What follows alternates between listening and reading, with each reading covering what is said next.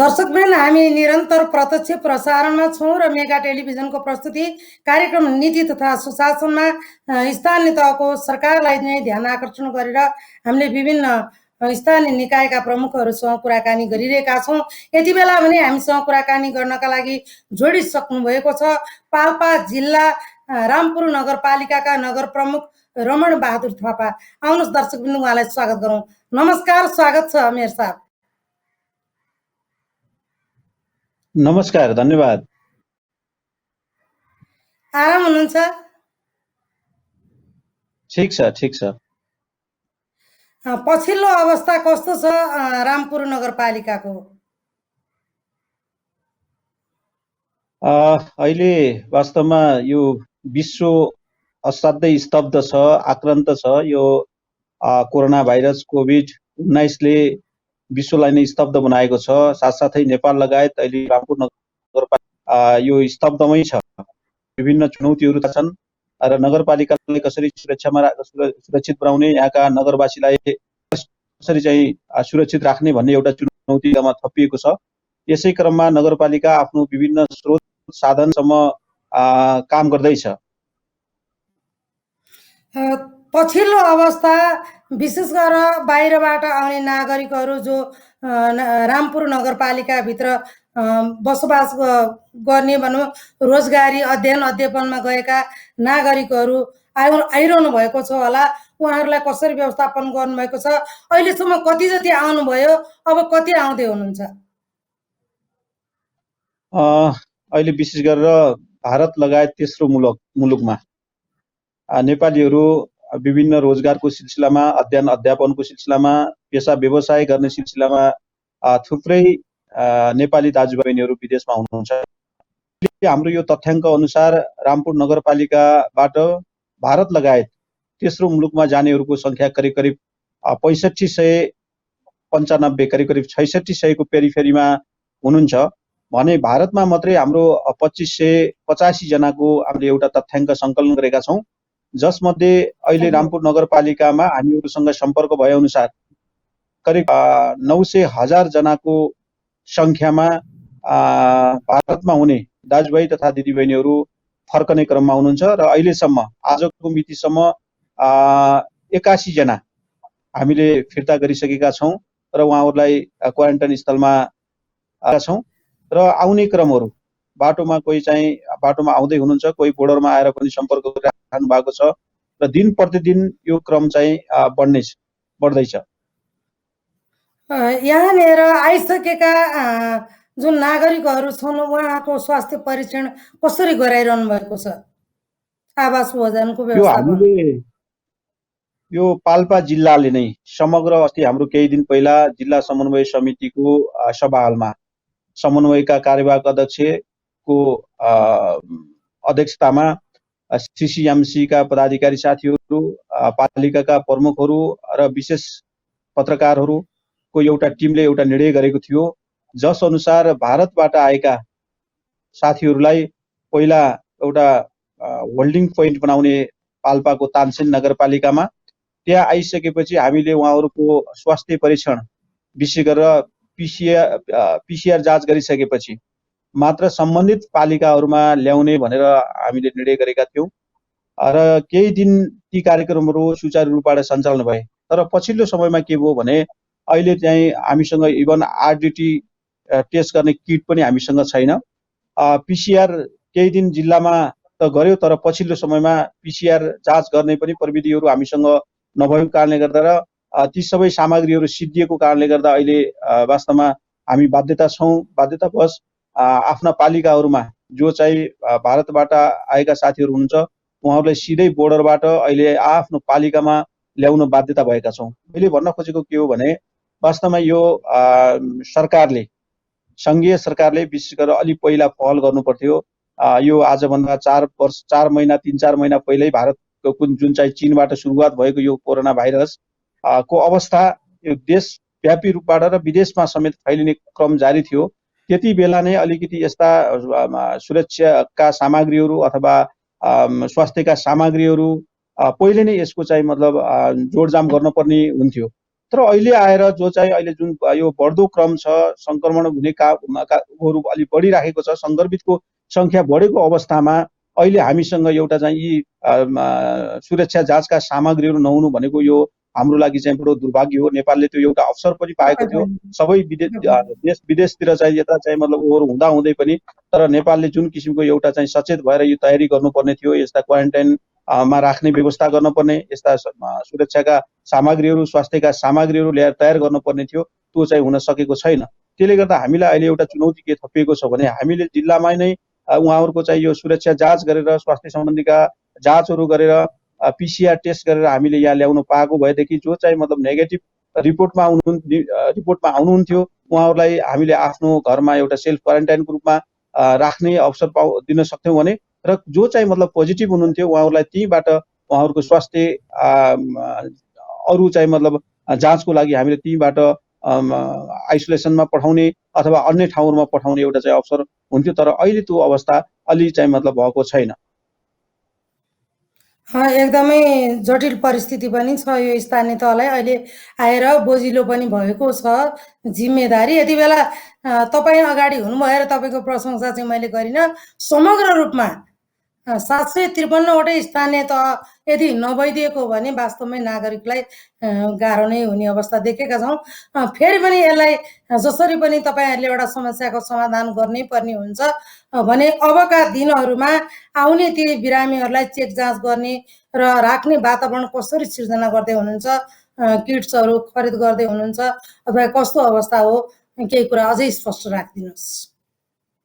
वास्तवमा अहिले तपाईँले भने जस्तो अहिले जुन सङ्घीयताको अनुभूति जनताले अहिले यो बेला गरेको हामीले पनि महसुस गरेका छौँ।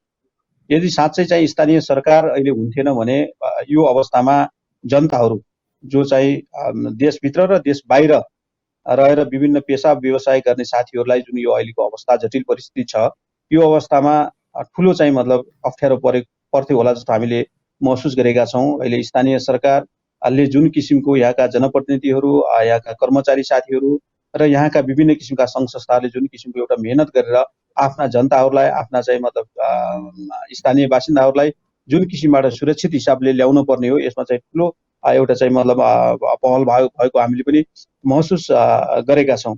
र अहिले तपाईँले जुन किटका किन्ने कुराहरू छ यो वास्तवमा अहिलेसम्म हामीले किट किन्न पाउँदैनौँ। त्यो चाहिँ जति राज्यले उपलब्ध गराएको हुन्छ त्यसैलाई चाहिँ हामीले आधार मानेर त्यसैको माध्यमबाट हामीले यहाँ भएका चेक जाँचहरू, सुरक्षा जाँचहरू, स्वास्थ्य जाँचहरू गर्ने कुराहरू हो। अहिले त हामीले के भने वास्तवमा क्वारेन्टाइन स्थलमा भएकालाई मात्रै जाँच गराइएको छ। कतिपय फ्रन्ट डेस्कमा बस्ने विभिन्न किसिमका सुरक्षाकर्मीहरू हुनुहुन्छ, पत्रकारहरू हुनुहुन्छ, जनप्रतिनिधि साथीहरू हुनुहुन्छ, कर्मचारी साथीहरू हुन्छ, उहाँहरूको समेत स्वास्थ्य जाँच गर्न नसकेको अवस्था छ। त्यसले गर्दा हामीलाई नै चिन्ता छ भने हामी आफै सङ्क्रमित भएर सबै मान्छेलाई चाहिँ यो चाहिँ सङ्क्रमण फैलाउँदै गएका छौँ कि भन्ने हामीलाई त्यो चिन्ता पनि छ। त्यसले गर्दा जुन किसिमको मैले अहिले भने जुन किसिमले यो राज्यले जुन पहिल्यै व्यवस्थापन गर्न पर्ने बेला आवश्यक पर्ने पूर्वाधारहरू के हुन्, चाहिने चाहिँ स्वास्थ्यका सामग्रीहरू के हुन्, यी सबै अलि पहिल्यै गरिदिएको भए र क्वारेन्टाइन स्थलका निर्माणहरू आज चाहिँ हजारौँको सङ्ख्यामा, लाखौँको सङ्ख्यामा भारतबाट आउँदैछन् भने विदेशबाट आउने क्रमहरू पनि जारी छ र तिनीहरूलाई नै पहिल्यै चाहिँ त्यो किसिमको एउटा चाहिँ व्यवस्थापन गर्न सकेको भएदेखि जुन किसिमको अलिक सहज वातावरण हुन्थ्यो। तर अहिले त्यो हुन सकेको छैन। र अहिले के भएको छ भने हामीलाई पनि निकै अप्ठ्यारो अवस्था आएको छ। अहिले यो आर्थिक वर्षको अन्तिममा हामीसँग बजेटहरू छैनन्। सबै विकास निर्माणका कामहरू करिब करिब अन्तिम चरणमा पुगेको छ। बजेटहरू सबै सिद्धिसकेको अवस्थामा अहिले आएर सबै थोकको व्यवस्थापन हामीले गर्नुपर्ने छ। लौ मैले भने हामीसँग नगरपालिकामा योभन्दा पहिला हामीले थुप्रै राहत वितरण गरेको 60-70 लाखको राहत वितरण हामीले पहिलो चरण र दोस्रो चरणमा गरेर हामीले त्यहाँ त्यो राहत वितरण गरेर पनि हामीले केही खर्चहरू गरिसकेका छौँ भने अहिले विदेशबाट आउनेहरूको सङ्ख्या हजारौँको सङ्ख्यामा उहाँहरू आउँदै हुनुहुन्छ। उहाँहरूको बस्ने खाने व्यवस्थापन अहिले स्थानीय तहले गर्नुपर्ने एउटा बाध्यता छ। हामीसँग त्यो किसिमको एउटा अवस्था पनि छैन। आर्थिक अवस्था अत्यन्तै चाहिँ मतलब नाजुक भएको बेलामा र हामीसँग कुनै बजेटहरू नभएको बेलामा अहिले चाहिँ हामीले यो व्यवस्थापन गर्नुपर्दा हामीलाई निकै अप्ठ्यारो भएको महसुस पनि हामीले वास्तवमा स्थानीय तहका जनप्रतिनिधि साथीहरूलाई त्यो अनुभूति भइराखेको छ। पक्कै पनि नगर प्रमुखज्यू यो एउटा विकराल समस्या नै आएको छ। भन्दैमा पनि फेरि स्थानीय तहको सरकारलाई परेको दिएको जिम्मेदारीबाट हट्न पनि मिल्ने अवस्था छैन र यति बेला तपाईँले कोभिड-19कै एउटा चटार हो, यसको व्यवस्थापन त छँदैछ। तथापि तपाईँले अघिल्लो वर्ष ल्याउनुभएका हाम्रा र राम्रा योजनाहरू जुन छन् कार्यक्रम नीति मार्फत ल्याउनुभएका नीति तथा कार्यक्रम मार्फत आएका ती बजेटहरू सामाजिक विकास र विकास निर्माणका कति प्रतिशत जति सके के जानकारी गराइदिनुहोस्, कति बाँकी छन्, के गर्दै हुनुहुन्छ? मैले भने अहिले हामीसँग थुप्रै चुनौतीहरू छन्। एकातिर राज्यले लकडाउन गरेको अवस्था छ भने अर्कोतिर विकास निर्माणलाई पनि नरोक भनेको अवस्था छ। लकडाउनको अवस्था आफ्नो ठाउँमा छ, त्यसले गर्दाखेरि हामीले जति पनि चाहिँ मतलब यो सामग्रीहरू निर्माण सामग्रीहरू ल्याउन पर्ने, कतिपय इक्विपमेन्टहरू प्रयोग गर्न पर्ने त्यो अवस्था सहज रूपबाट उपलब्ध हुन नसकेको अवस्था छ। कतिपय स्किल मेन पावरहरू हामीले बाहिर पठाउनु परेको अवस्था छ र यो अवस्थामा मान्छेहरू जो चाहिँ बाहिरबाट काम गर्न आएका मान्छेहरू विशेष गरेर हामीसँग अहिले भन्ने हो भनेदेखि यो धेरै जसो कामहरू स्थानीय तहमा विकास निर्माणका काम मध्ये बाटो निर्माणका कालोपत्रे गर्ने कामहरू त्यो चाहिँ धेरै मात्रामा चाहिँ हामीले त्यो गर्ने कोसिस गरेका थियौँ।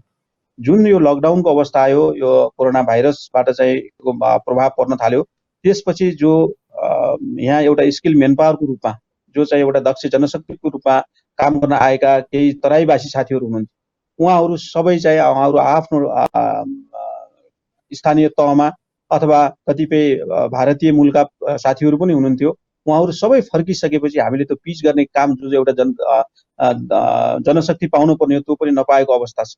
र कतिपय कामहरू अहिले मैले भने यहाँ हामीले लकडाउन पनि गर्न पर्ने बाध्यता र चाहिँ विकास निर्माणका कामहरू पनि गर्ने पर्ने अवस्था भएको कारणले गर्दा हामीले जुन गतिमा काम गर्न पर्ने हो त्यो गतिमा हाम्रो नगरपालिका मात्रै होइन, यो नेपालभरिका सबै स्थानीय तहहरू गर्न पर्ने कामहरूमा केही अवरोधहरू भएका छन्। तथापि रामपुर नगरपालिकाले अहिले करिब करिब 80% को पेरिफेरीमा हामीले आफ्ना चाहिँ योजनाका कामहरू सिद्ध्याइसकेका छौँ। बाँकी 20% पनि हामीले यो असारको केही समयसम्म, असारको अन्तिम समयमा हामीले सिद्ध्याउने चाहिँ कोसिस गरिरहेका छौँ।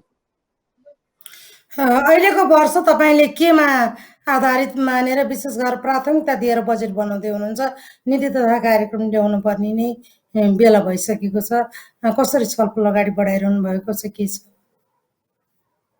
अहिले यो जटिल परिस्थिति छ, यसले हामीलाई के सिकाएको छ भनेर विदेशमा हुने जति पनि नेपाली दाजुभाइ तथा दिदीबहिनीहरू हुनुहुन्छ जो चाहिँ अत्यन्तै आफ्नो दुःख मेहनतको साथ पसिना बगाउनको लागि विदेश पुग्नु भएको थियो र अहिले यो जटिल परिस्थितिले उहाँहरू एउटा बाध्यात्मक परिस्थितिमा स्वदेश फर्किँदै हुनुहुन्छ, आफ्नो गाउँ फर्किँदै हुनुहुन्छ र उहाँहरूलाई यो अहिलेको अवस्थामा भारतदेखि आउँदै गर्दा बाटोमा परेका अप्ठ्याराहरू र उहाँहरूले गरेका ती दुःखका कुरालाई वास्तवमा अहिले उहाँहरूले सम्झँदै हुनुहुन्छ र यसले एउटा सिकाइ पनि सिकाएको छ कि अब यति नै दुःख चाहिँ हामीले विदेशमा गएर गर्ने होइन, अब हामीले स्वदेशमै पनि आखिरी आफ्नो स्वदेश जतिको प्यारो कहीँ पनि हुँदैन रहेछ। अप्ठ्यारो अवस्थामा, अप्ठ्यारो परिस्थितिमा हामीलाई आफ्नै देश चाहिँ मतलब महत्त्वपूर्ण हुँदो रहेछ, त्यहीको चाहिँ मतलब माटो राम्रो लाग्दो रहेछ भन्ने किसिमको एउटा सोच अहिले विदेशमा बस्ने साथीहरूलाई पनि त्यो भएको कारणले गर्दा जहाँसम्म अब फर्केर आउने साथीहरू उहाँहरू हुनुहुन्छलाई उहाँहरूले अब आफ्नै देशमा बसेर केही गर्नुपर्छ भन्ने सोचका साथ पक्कै पनि उहाँहरू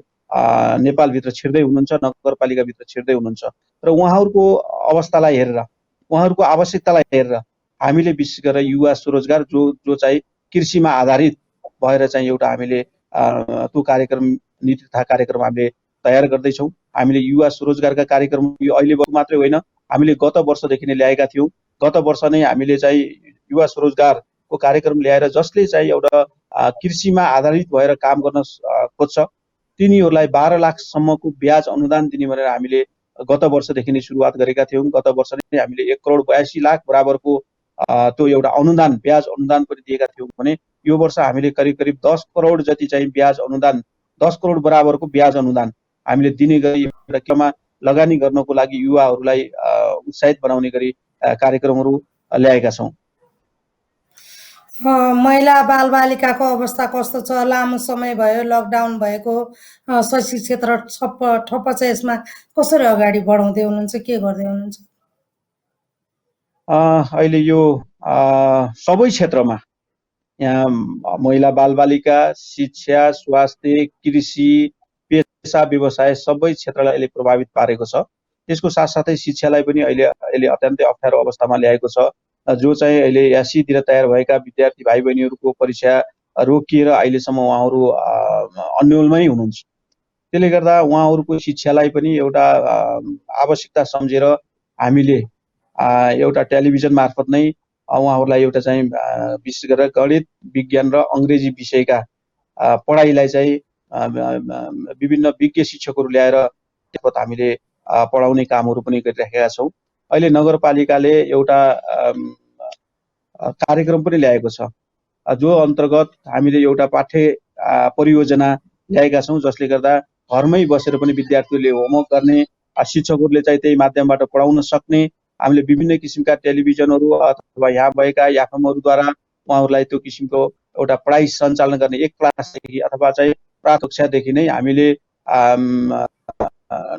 त्यो किसिमका पढाइहरू पनि सञ्चालन गर्दै आएका छौँ। महिला बालबालिका, मैले बालबालिकाको कुरा गरेँ, महिलाको अवस्था कस्तो छ भन्नु त नगर उपप्रमुखलाई नै मैले यी कुराहरू राख्नु पर्थ्यो। तपाईँले ल्याउनु भएको बजेटमा राजस्वको एउटा संयोजन पनि महिलाले उपप्रमुखले गर्नुहुन्छ, कतिको भयो? तपाईँले आँकडा गरेको राजस्व सङ्कलन भएको छ कि छैन?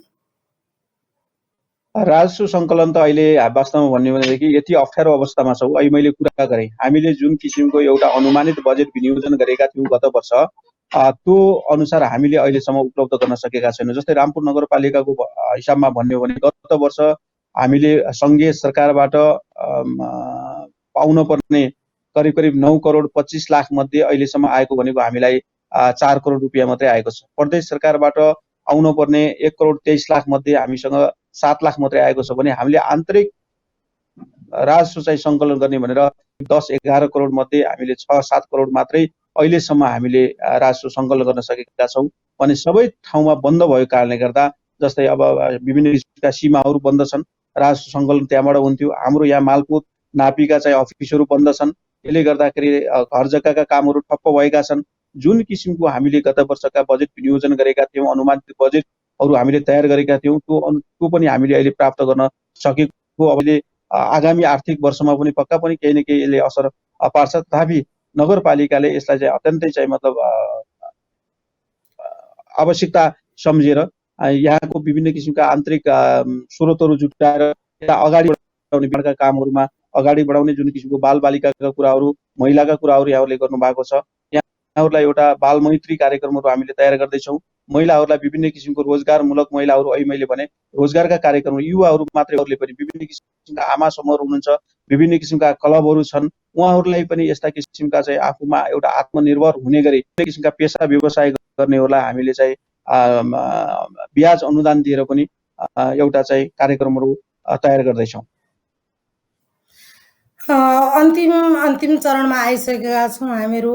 लामो समय भयो लकडाउन भएको, त्यहाँको जनजीवन कस्तो छ? हुन त मैले सुरुमै यो सोध्नु पर्थ्यो तपाईँलाई, त्यहाँको जनजीवन कस्तो छ, त्यहाँ कसरी मानिसहरू बस्नु भएको छ? रामपुर एउटा बजार, सहर बजार मिलेरै बनेको नगरपालिका हो, त्यहाँको स्थितिबारे अझै प्रश्न पारिदिनुहोस्। रामपुर वास्तवमा एउटा अत्यन्तै सुन्दर ठाउँ छ, एउटा भूगोलले प्राकृतिकले साथ दिएको ठाउँ छ, एउटा व्यापारिक केन्द्र, एउटा नवलपरासी स्याङ्जाको व्यापारिक केन्द्र पनि भएको कारणले गर्दा यहाँ अलिकति बढी चहल पहल हुने ठाउँ पनि हो। कोही ठाउँ सम्म मिलेको ठाउँ छ, कोही चाहिँ डाँडा काँडाहरू छन्, विभिन्न किसिमका बिचमा बगेको कालीगण्डकी नदीको कारणले गर्दा यहाँको सौन्दर्यता आफैमा चाहिँ एउटा अपूरणीय छ। तथापि यहाँका जनजीवनको विषयमा अब यहाँ विभिन्न किसिमका पेसा व्यवसाय गर्ने साथीहरू हुनुहुन्छ, कृषि गर्ने साथीहरू हुनुहुन्छ, त्यस्तै अन्य विभिन्न किसिमका चाहिँ मतलब पेसा व्यवसाय गर्ने साथीहरू हुनुहुन्छ। उहाँहरूलाई केही न केही अप्ठ्यारो अवस्था त छ, तथापि उहाँहरूले एउटा चाहिँ अहिले धैर्यताको साथ, हामी कोरोनाको यो बेला चाहिँ हाम्रो एउटा लडाइँ भनेको कोरोनासँग लड्ने, रोगसँग लड्ने हो, त्यसले गर्दा यो बेला हामी डराएर होइन, हामी चाहिँ सचेत भएर चाहिँ अगाडि बढ्नुपर्छ, सबैलाई चाहिँ सचेत बनाउनुपर्छ भन्ने किसिमले यहाँका नगरवासीहरू आफैमा सचेत हुनुहुन्छ। यहाँ भएका विभिन्न किसिमका सङ्घ संस्थाहरूले पनि यो विषयमा एउटा चेतनामूलक कार्यक्रमहरू अगाडि बढाएर नगरपालिका अगाडि बढिरहेको छ र यहाँका सबै साथीहरू यो विषयमा अत्यन्तै गम्भीर हुनुहुन्छ, संवेदनशील हुनुहुन्छ। हामी अहिले चाहिँ आफू सुरक्षित रहन सक्यौँ भने विकास निर्माणका कामहरू भोलि गर्न सकिन्छ, विभिन्न किसिमका पेसा व्यवसायहरू भोलिका दिन गर्न सकिन्छ। त्यसले गर्दा हामी अहिले चाहिँ नगरपालिकालाई सुरक्षित हुनुपर्छ, नगरवासीहरू सुरक्षित हुनुपर्छ भन्ने कुरामा नै साथीहरू लाग्नु नगरपालिका नै लागेको छ। धेरै धेरै धन्यवाद छ। अत्यन्तै सान्दर्भिक समय, तपाईँको सान्दर्भिक कुराहरू र अमूल्य समय। यति बेला पाल्पामा रहेर यहाँ सम्पूर्ण राष्ट्रभरि रहने र स्वदेश विदेशमा रहने नागरिकहरूलाई पनि सन्देश पुग्ने खालका यहाँले कुराकानीहरू गरिदिनु भयो र फेरि पनि समस्या पर्दा अथवा भनौँ जोडिने वातावरण बन्दा अवश्य नै हामी जोडिन्छौँ र त्यहाँका विषयमा रामपुर नगरपालिकाका विषयमा अझै जिज्ञासा पनि राख्नेछौँ भन्दै नगर प्रमुखज्यू तपाईँलाई धेरै धेरै धन्यवाद दिन चाहन्छु। धन्यवाद, तपाईँहरूले पनि जुन यो अवसर दिनुभयो। अहिले यो जुन कोरोना भाइरससँग विश्व लडिरहेको छ, सम्पूर्ण देशवासीहरू लडिरहेको अवस्था छ, यो विषयमा केही जानकार गर्ने एउटा अवसर दिनुभयो। आफूले गरेका केही गतिविधिहरूको विषयमा पनि तपाईँहरूले यो तपाईँहरूको यो टेलिभिजन मेगा टेलिभिजन यो अवसर दियो। त्यसको लागि पनि म यो तपाईँहरूको टेलिभिजन लगायत तपाईँहरू सबै टिमलाई विशेष धन्यवाद दिन चाहन्छु। हस्, नमस्कार। दर्शकवृन्द, आजको लागि निर्धारित समय सकिएको छ। मात्र दैनिक प्रस्तुति कार्यक्रम मेगा टेलिभिजनको प्रस्तुति कार्यक्रम नीति तथा सुशासन तपाईँहरूलाई कस्तो लागिरहेको छ, तपाईँको अमूल्य प्रतिक्रिया र सुझाव पनि दिन नभुल्नुहोला भन्दै आज हामीले विशेष गरेर सन्तोष चालिसे नगर प्रमुख हुनुहुन्थ्यो, गोकर्णेश्वर नगरपालिकाका नगर प्रमुख, उहाँसँग हामीले संवाद गर्न सकेनौँ। मोहन बस्ने दक्षिणकाली नगरपालिकाका नगर प्रमुखसँग हामीले संवाद गरिसक्यौँ भने कर्णाली प्रदेश का संयोजक नगरपालिका स्थानीय तहका संयोजक हुनुहुन्छ रत्नबहादुर खड्का, उहाँसँग हामीले कुराकानी गऱ्यौँ। नारायण नगरपालिकाका नगर प्रमुखसँग भने यसै गरेर हामीले अन्त्यमा रमण बहादुर थापा हुनुहुन्थ्यो रामपुर नगरपालिकाका नगर प्रमुख, उहाँसँग पनि रामपुरका विषयमा विशेष गरेर पाल्पाको पछिल्लो अवस्थाका विषयमा विशेष जानकारी लियौँ भन्दै निर्धारित समय सकिएको छ। दर्शकवृन्द, कार्यक्रम नीति तथा सुशासनमा आज अहिले यति बेला भरे बेलुकी 8:30 बजे पुनः प्रसारण हुनेछ र भोलि बिहान पनि 8:30 बजे पुनः प्रसारण हुने जानकारी दिँदै तपाईँले हाम्रो कार्यक्रमलाई मेगा टेलिभिजन एचडी को युट्युबबाट पनि हेर्न सक्नुहुन्छ। मेगा टेलिभिजन को पेजलाई लाइक गरेर पनि फेसबुक लाइभमा पनि हेर्न सक्नुहुनेछ भन्दै यति बेला हामीसँग अन्तिम समयसम्म कुराकानीमा साथ दिनुभयो नगर प्रमुख रामपुर पाल्पाका नगर प्रमुख रमण बहादुर थापा सहितको सम्पूर्ण बिदा हुन्छु। यहाँहरू पनि हेर्दै रहनुहोला मेगा टेलिभिजन। अवस्था, नमस्कार।